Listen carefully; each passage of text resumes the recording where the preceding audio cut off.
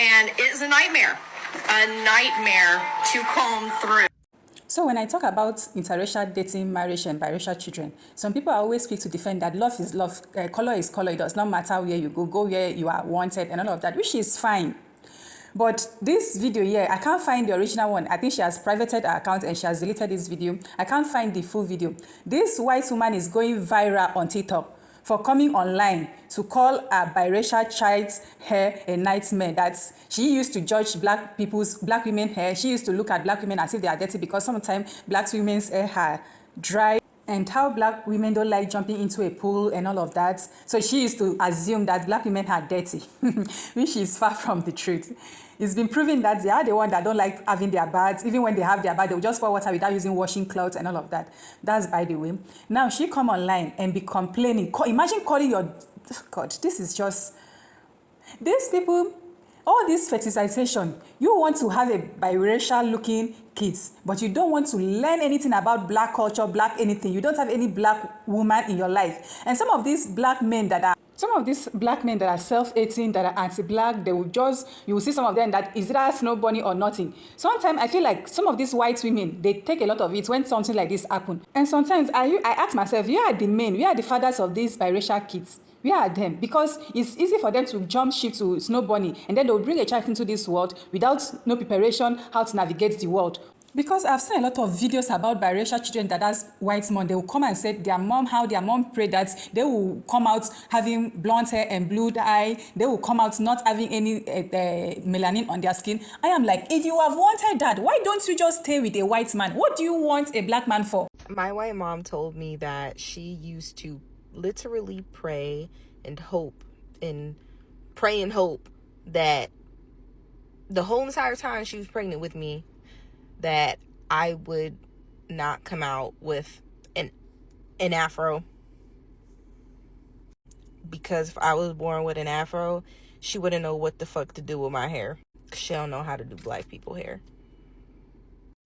And I will say, she 100% got what she wanted, because I definitely don't have an afro.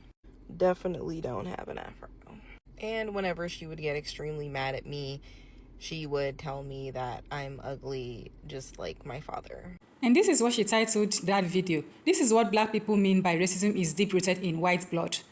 I know my mom loves me, but some of the things she says sometimes, which is why I'm always surprised when I even see some black people that are defending white people be like, oh no, they are not racist. They have black friends. Some of them are even sleeping, making children with black people, but they are still racist.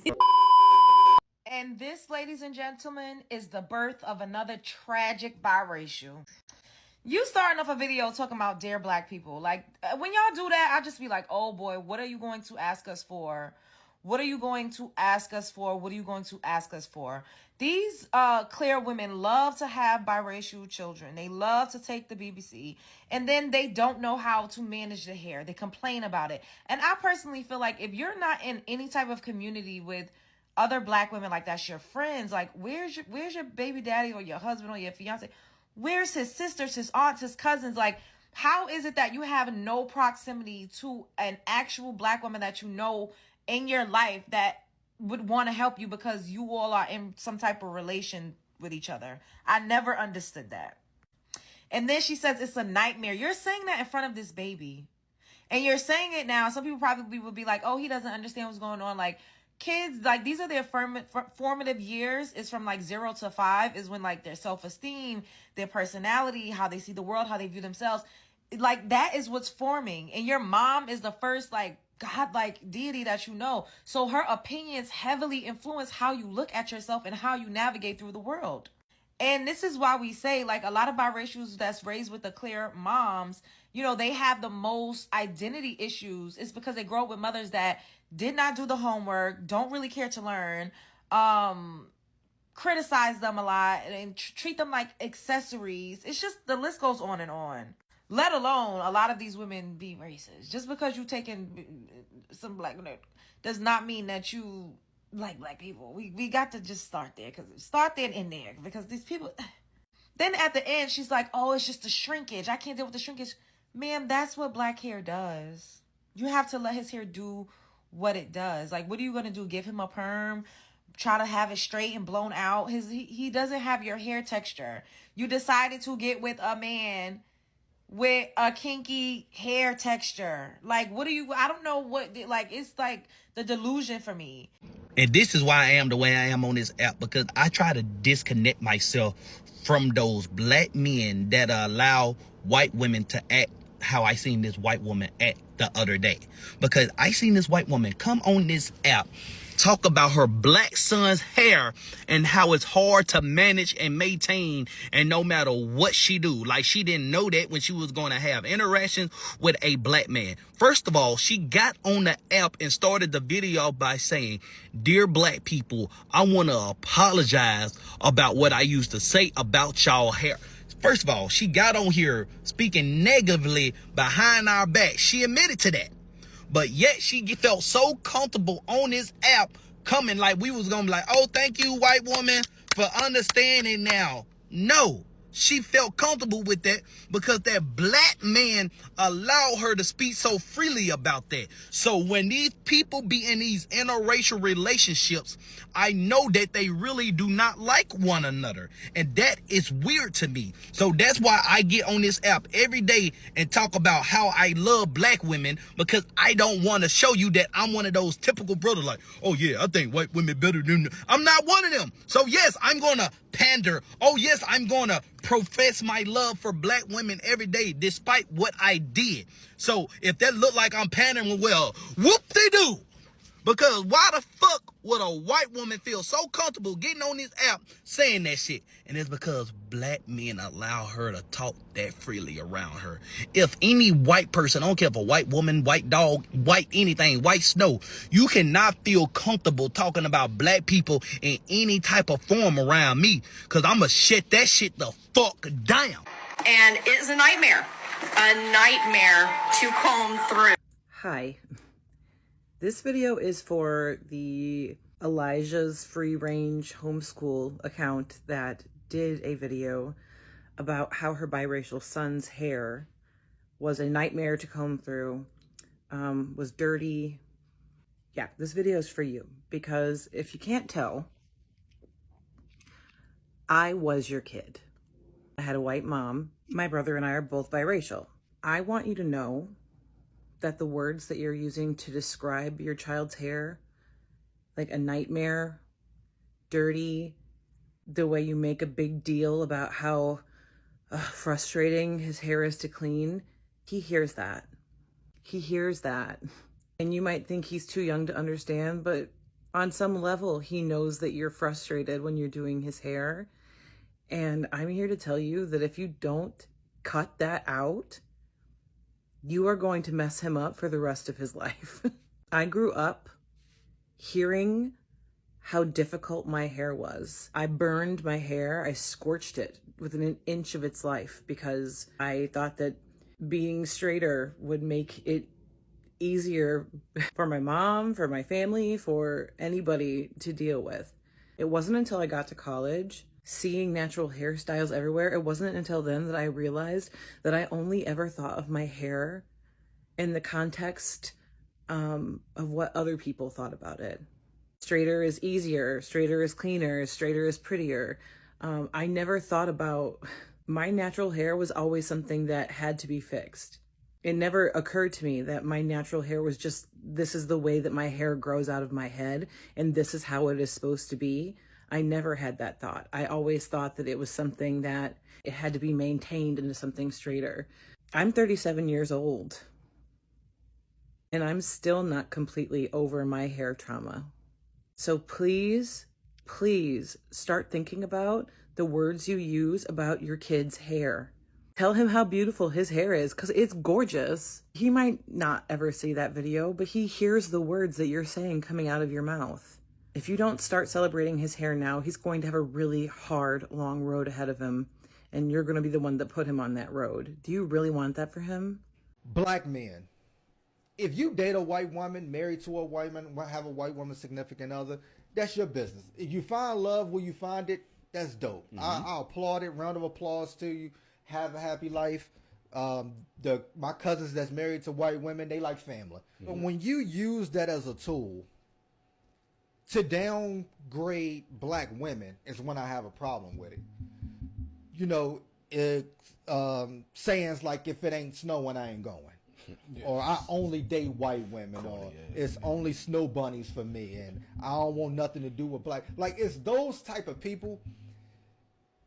You hate yourself, because that's not only disrespectful to the black women that you could pursue. That's disrespectful to your black mother. Right. That's disrespectful to your black grandmother. That's disrespectful to your black aunt or your black sister that you may have. So if you love all of these black women in your life that raised you, helped cultivate you into who you are, how can you out your mouth say, I don't want to be with a black woman, it's only white women for me? That says something about you. That number one, you even treating this white woman like a trophy to prove to all the other black men that you got a white woman, or all the other white men that you can get a white woman, that's your thing that you put up on the pedestal, and that's a problem. That's a you problem. That's a self-hatred problem. That is why whenever I see these black men that are in interracial relationship, and I see how disrespectful and how racist their white partner is towards black women in particular, I know the type of black man or black men that are in that relationship with them, because any self-respecting black man will never allow you to disrespect and be racist towards his gender and his women. But it's all these self-hating black men, those white snow bunny crazy, those ones that are having deep-seated anti-blackness and those ones that have internalized racism. Those are the ones that these women that you see them very feeling comfortable why they are procreating with a black man, but you see everything, their action and inaction are blind.